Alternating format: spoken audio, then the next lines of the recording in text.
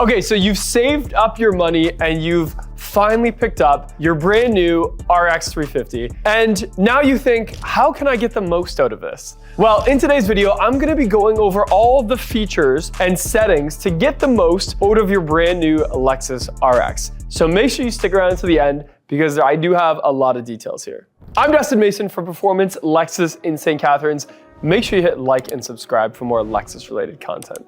So most of what I'm gonna go over today is gonna be either safety, style, or function related. A lot of that's gonna be from inside here. This is the 2025 RX 350h executive package, and you can always tell it's executive because of the Mark Levinson sound system, the ultra suede on the seats, and this is the macadamia interior, which by the way, this white on macadamia is one of my favorite color combos for 2025. Okay, so whenever I set up a brand new Lexus, I always start from the left and go into the middle because most of what we're gonna do is on the main screen.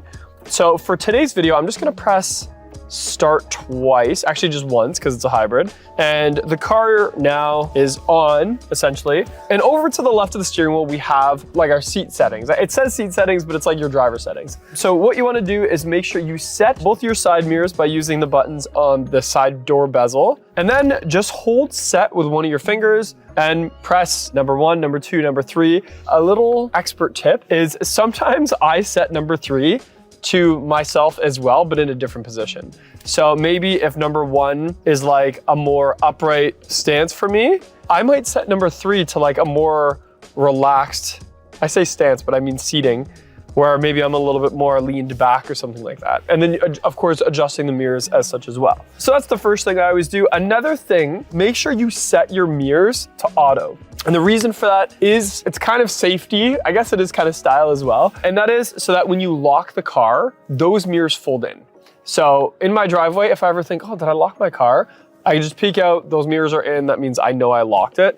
I mean, the Lexus app will tell you if you didn't lock it anyway. So that's where that is. You wanna make sure that's an auto. Also make sure you play around with in reverse. So when you're in reverse and you set those mirror settings, that's also gonna be where they tilt down to when you're in reverse. So that's a function I always like to turn on is when I put it in reverse, I adjust those mirrors to just go down just a tad so I can see the lines and just be like perfect the way that I park. Okay, so to get a better look at the screen, which we're gonna do a lot more, I'm gonna use the gimbal for that.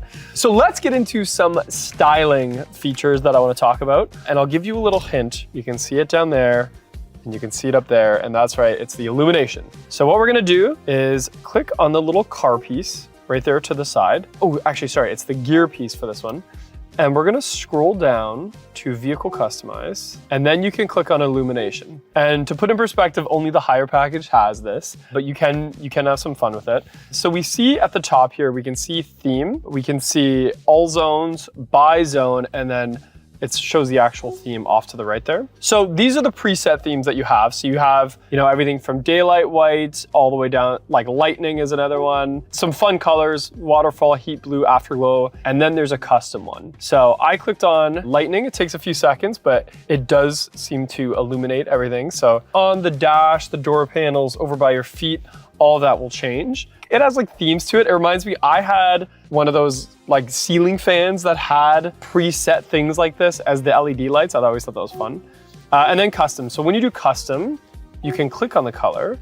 And now we have all the colors and you can kind of just like move it around. And it's not instant, but it's pretty close to instant. So it's kind of cool to do this at nighttime, not in a bright showroom like I'm in right now, and being able to pick a color that suits your vibe. Or I saw a commercial of, this really hip artist, and the artist would actually change the color to fit their outfit, which I thought was super cool. So feel free to have fun with that with your friends. Then we could do brightness. So we could do, I would crank it, because even from Lexus, this is like an indirect light.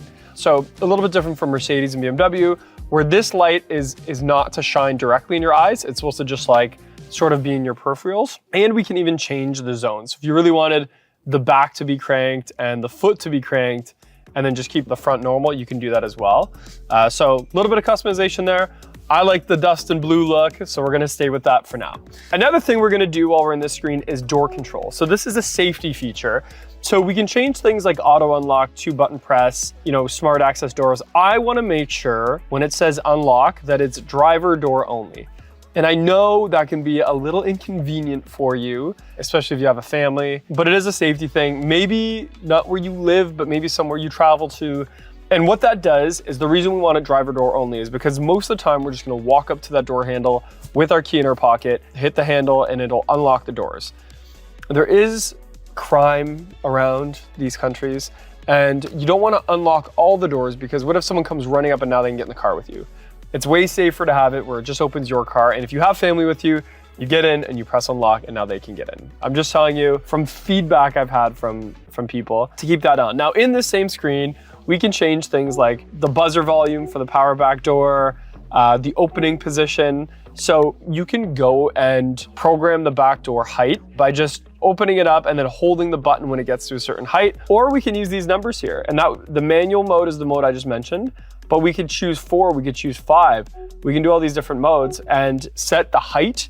So if you're a little bit shorter and you want it to be easier to reach, you could always set it to like a 3 or a 4. And all of that is totally customizable here. Another thing I want to talk about is meters. So the meter on the new RX is a little different because there's just 3 types. So the 3 types you can go through on here, or you can go through on the MSD screen itself, but you could always change how your tach shows. So you could have it like HV meter, which is like what it normally is, or when you're in eco, tachometer, like when you're in sport mode, you can change all that there. And heads up display, you can adjust here too. So heads up display, you can choose to like move it up and down and left and right. And then you can also change it to like full, which I like. And you could also like tilt it a little bit. So over time, if you think that it's like not perfectly lined up, you can customize all that in that screen there. So that's a little bit of what we're gonna talk about for that. I don't think there's anything else. I mean, the boarding and exit, that's a feature you definitely want on. It's essentially the easy out exit. So when you shut off the car and the seat and the steering wheel move away from each other, that's all customizable. Here, I would just leave that. The custom drive mode, I would probably leave that as well. The steering switch, so this is cool. So this is for, on this particular model, it has the smart touch steering wheel. So I know some people love it, some people don't. I really like it. I just gotta take the time to get it all set up. And what it is when you're hovering over those buttons, it'll show you on the screen what the button is that you're hovering over. You can see that it's not actually on the steering wheel, and that's so that we can have 8 buttons instead of 4.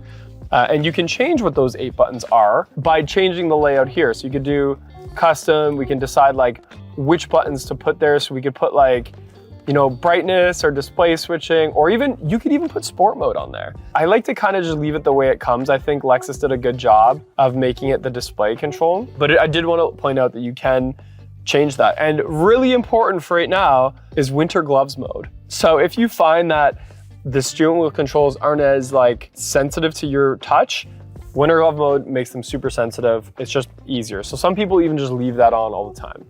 And I'll just show you guys one more time, right here on both the left and right side. Now, while I'm here, I'm gonna talk to you about the screen itself. So this is the new feature for the RX for 2025, and that is that we have the updated little dashboard here. So this is like what we saw in the TX. Instead of being able to like customize the whole thing, you just sort of like go between 3 preset. They all sort of have a different layout and some different features. Some of them say the same thing, but it is really sharp and you can move that all around with this screen right here. And that's also on the heads-up display, by the way. Now that we have heads-up display on full, you can see anything, almost anything you see down here up there in terms of like information and stuff like that. Okay, so back to the screen, let's talk about the safety features. So in here, there's the little 6 dots. We're just gonna press that. You'll see like the quick screen. So this is like, if you really want to put it in sport mode, you could put in eco mode, turn on and off some parking features here. Over to the right is your comfort and convenience. So max heat, max cool, those are great shortcuts. If we move over, we get into the different layers of this menu. So now we can put it back to normal drive mode, for instance. What I want to get out of the screen is making sure everything is turned on.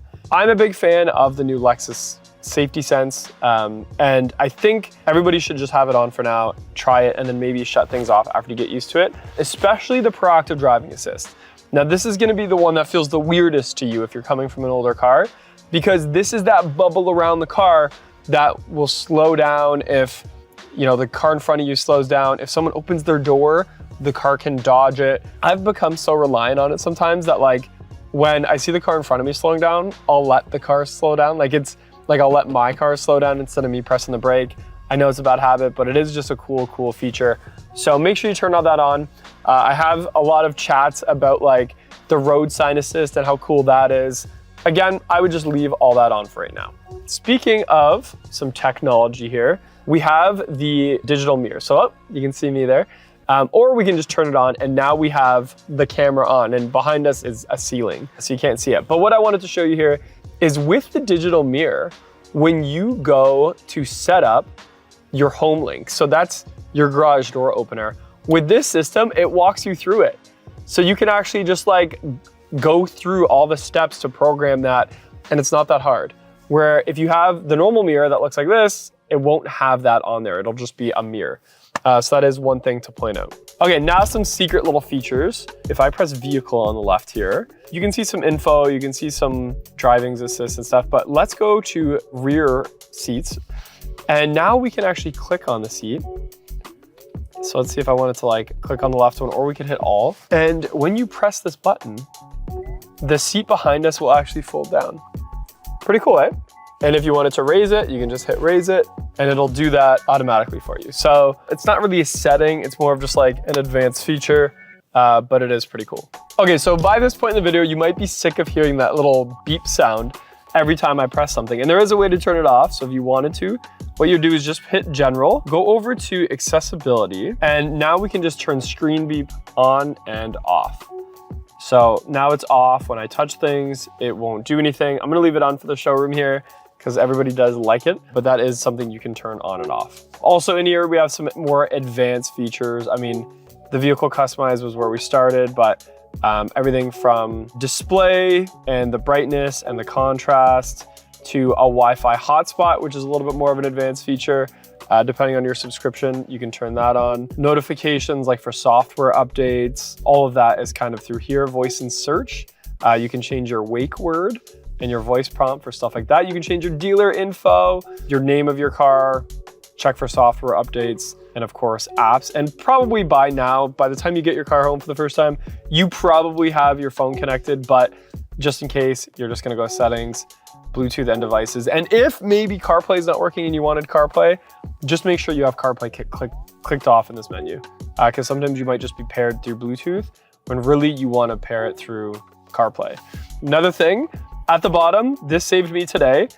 You'll see the little climate switch. That is super handy because when you click it, you can see things like de-icer, S-flow, and S-flow is great for like making sure all the airflow just goes to like where people are sitting. And de-icer is exactly what it sounds like. A cold day like today, that's a super great feature to have as well. And don't forget that you have your other defroster right here too.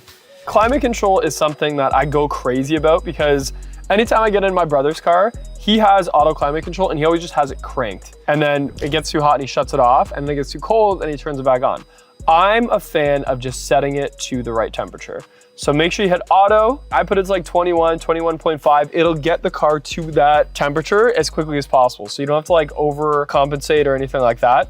And then don't forget, these are buttons over here too. So we can hit the recirc if we wanted to manually override that. We could hit AC if we wanted to manually override that. And of course, you'll see the right is on high.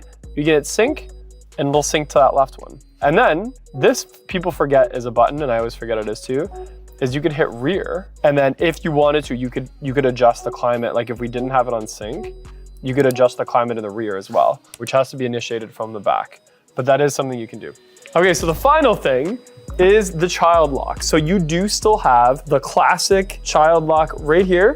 So when it's down, it means that your child cannot get out of that back seat without someone opening it from the outside. So you do have to do it from the outside if that's on. I had a couple used cars get traded in, that feature was on, and someone couldn't get out of the back seat. But it is really handy, especially for these new doors. So there you have it, just a few settings and features to check out when you bring home your new Lexus RX the first day you get it. I know there's so many more things I could go over, and I already talked about more than I planned to because there is so many features and advanced features in these cars, and that's why I always recommend to salespeople is tell your guests that they're not gonna learn everything on the first delivery day, but to come back for a second delivery, for a third delivery, go over some of the more advanced stuff because there really is so many buttons and features now and ways you can like adjust the car and customize it that most people don't get a chance to actually do. Why is the RX 350 so popular? It's probably time we dug into this a little bit.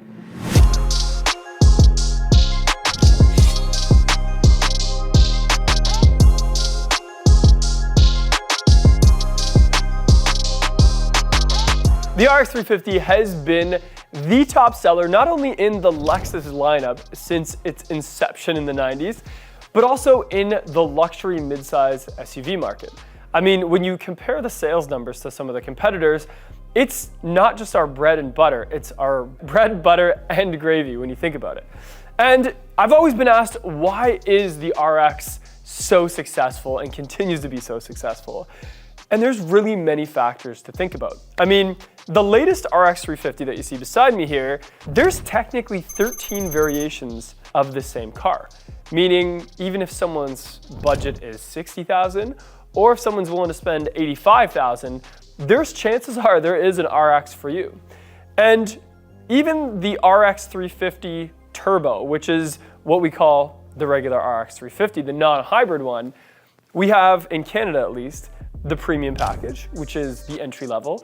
We have the luxury package, which used to be sort of the mid-level, but now comes with a ton of equipment like panel roofs and things like that.